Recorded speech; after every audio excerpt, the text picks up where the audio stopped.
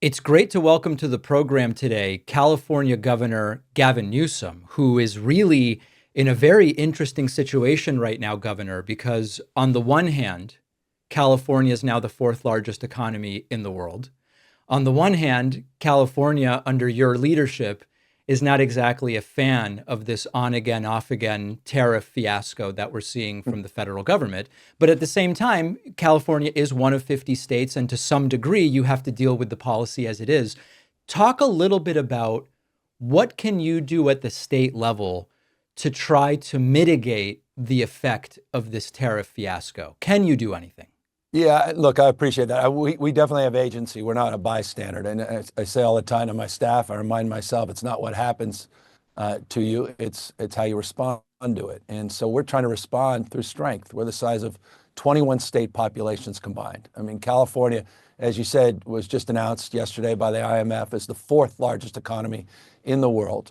Only China, the United States, China, and Germany ahead of the state of California, $4.1 trillion a year economy. Put that in perspective, it's 50% more than the next largest state. In our country, 14% of the GDP in the United States emanates out of California, but so does so much of the trade. 40% of the goods movement through Long Beach and LA, and we're already seeing that drying up. It's actually happening as it relates to the tariffs imposed, particularly against China. We're the largest manufacturing state, number one, dominating in manufacturing, dominating in ag and forestry, dominating every major category, including, by the way, number three in the world in R&D as a state, not a nation, in the world in terms of research and development investments. So much is at stake for our state, but our nation as well, because we're the tentpole of the U.S. economy. Not just in terms of innovation and entrepreneurialism, but again, in terms of economic growth and job creation. So we're trying to reconcile, to your point, the Trump policies with our own subnational status, recognizing we can't engage in direct trade deals, but we can engage in trade relationships.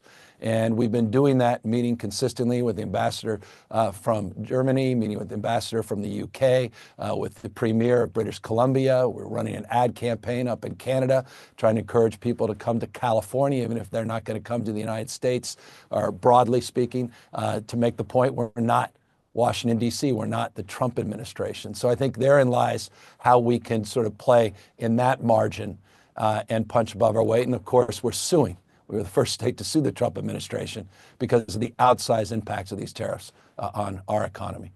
It seems that some of our traditional trading partners understand that while this is coming from the federal government, this is not something that much of the country wants. And so some EU countries have said, well, we will do retaliatory tariffs, but we're going to target industries that we know are in certain states with a certain political bent and not sort of others. Is there something there where you can work with some of these other partners to maybe lessen the impact on your state based on the industries that are targeted? Quite literally, the conversations we're having with representatives from around the globe, with foreign leaders directly, with ambassadors and trade representatives. And we're being not just reactive, taking calls, but we've been very proactive in terms of making specifically the case you just made. And look, there's simply, and it's just an objective truth, there's no state in the country that has more to lose in this trade war. And is no state in the country has been more impacted already. And I can assure you, I'm working on our budget next year. It has been significantly impacted by these tariffs. We're already seeing just in the last 2 months a significant decline in tourism. We're the number one tourism state in America, and we saw out of nowhere in the last 2 months a decline in total number of visitors coming into this state. What's happened to small businesses? What's happened to our farms? What's happening to the exports? And again, our three biggest trading partners, I mentioned China, but also our two partners, North and South, Canada and Mexico. And so this is a big deal. And we're making the point that we are not Washington, D.C., meaning we are a few thousand miles away and we're a world away in terms of our mindset and our approach. We're a stable partner and we're a willing partner. And please, in the context of any retaliatory tariffs, consider what's happening in other states that are embracing and celebrating Trump and Trumpism, but not the state of California, and I would argue other blue states that are more enlightened. You've criticized the Democratic Party for relying too heavily on individuals with charisma to kind of come in and save the day, sometimes as opposed to building this more robust grassroots movement that's grounded in policy priorities. I Mm. would love to hear a little from you about how that works in this modern media ecosystem where it actually seems like the charisma sometimes supersedes the importance of policy, but at the same time, recognizing that the policy or the lack of perceived policy probably hurt Democrats significantly just 6 months ago in November of 2024. Can you do only one or the other? Yeah, I love it. I think it's both. And look, I really appreciate the frame of your question. I think it's a very insightful question, particularly as it relates to the new media environment and how important it is to persuade and how important it is to communicate and how important it is to be able to share the policy in the context of a way that it will be well received, or at least people are willing to accept and be open to it. So look, I think there's been a tendency, at least for most of my adult lifetime, I get it all the time. People, right after a presidential election, they're immediately focusing on the next presidential election as opposed to the next midterm or their city council race or their school board race. And I noted a number of years back, and I was, reflected on it, and I think we all have, sort of post 2010 in particular, where we started to see state legislatures turning red in red states, but had traditionally been democratically dominated legislatures. And we kind of turned our back to that hard work of party building bottom up. And we got so consumed, as I say often, with the guy or gal on the white horse to come save the day. And that's great situational politics, but it's not necessarily sustainable. And I think the other party has been wise to have invested substantially in those school board races and wise to invest in those local races and focusing on, we talked about Secretary of States recently, and all of a sudden we sort of caught up to a consciousness. Boy, that's important for our democracy. And I think we would do better by focusing there. Find great personalities, you're right, that can be persuaded. You could find the guy on the white horse, but at all levels, not just presidential is my point. And then we build an apparatus, we build a party, we build an infrastructure that will support someone who invariably will emerge. And that I think is a more sustainable approach. You mentioned what tends to happen after elections. Do you feel satisfied that there's been a full and thorough sort of postmortem done of November of 24? Absolutely not. I don't at all. Quite the contrary. And I think, we humbly, and it's not a criticism. Every time I say something that's sort of contra, sort of just, plain safe, it's kind of perceived as a criticism. It's not. It's just an observation. I'm passionate about my party. I love my party.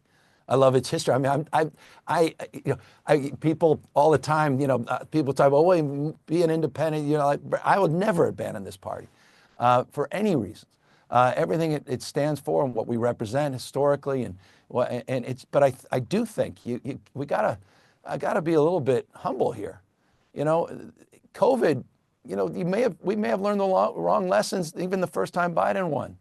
There's some trend lines here that we're missing. And, those become headlines. We look at young men, 56% of young men went for Trump. It was a plus 15 compared to his first election. There's some trend lines here. And by the way, those trend lines continued over the last 4 years. And I don't think Democrats really, we've not focused enough on that. And I think we have to be a little bit more sober about where we are as it relates to where the public is on a lot of these policies so that they'll start listening to our economic message, which, again, I thought Joe Biden, I say it all the time, I've said it and I'll continue to say it and defend it, was a masterclass of policymaking. He was a populist president that was worker-centered. Saved the damn Teamsters and their pensions. This guy walked a picket line. He had an industrial policy that was worker-centered and focused on families and childcare and living wages and unions. And he advanced some of the most significant legislative victories in our lifetime. $550 billion of new infrastructure money in that $1.2 trillion bill, the $53 billion in the CHIPS and Science Act. That was a real manufacturing policy. All the tax credits in the IRA, not just the 362 or $9 billion as it relates to the direct grants and investments that are helping red counties, not just blue counties, meaning he still represented the United States of America. I'm proud of that. But there were a lot of other things that they were able to weaponize that got in the Right. way of our ability to communicate that message. And I think that's part of the forensics we have to go through. I want to talk a little bit in the few minutes we have left about your podcast that you launched. This is Gavin Newsom. I'll be totally frank. I've gone back and forth after some of the episodes between this is a disaster and I don't understand it to wait a second. Maybe I do understand what the governor is doing here. And I'm sure you've heard the criticisms have been Of playing course. a little soft with some pretty nasty characters here, right? Charlie Kirk, Steve Bannon. Are we criticizing and confronting, or are we platforming and lifting up? On the other hand, there must be some calculation that's being made, because I know that you think about these things. There must be some calculation about, is there a winnable center that maybe would be brought along or might revise their thought about Governor Gavin Newsom in this conversational sort of environment? I'll be honest, I don't know exactly what all of the thought process is. And, I've gone back and forth with some on your team about it where I'm like, I'm fascinated by this, but I don't totally exactly get it. There I you know go. that it's more than just having conversations, but give us a little insight into the strategy here. It's just being who I am. I'm not a confrontational guy. That said, I'll stand up to anyone I disagree with, and I'll take a backseat to no one. I've been very aggressive. You've seen debates that I've done on Fox News. You've seen me engage with folks on that platform, on Yeah. Newsmax and other platforms. I'm happy to take it on and go after folks. But after an election, with a little humility and grace, what I was looking for, what I am looking for, is understanding. These guys, they platformed me, with all due respect. When I started that podcast, I didn't have one download. These guys have millions and millions of people that watch them every week. And the opportunity to understand what motivates them, who they are, what are their strategies. Success leaves clues. They were successful in this last election. They were. And we have to own up to that. And I wanted to understand. I want to understand what motivates them. And I wanted to do it in a civil way.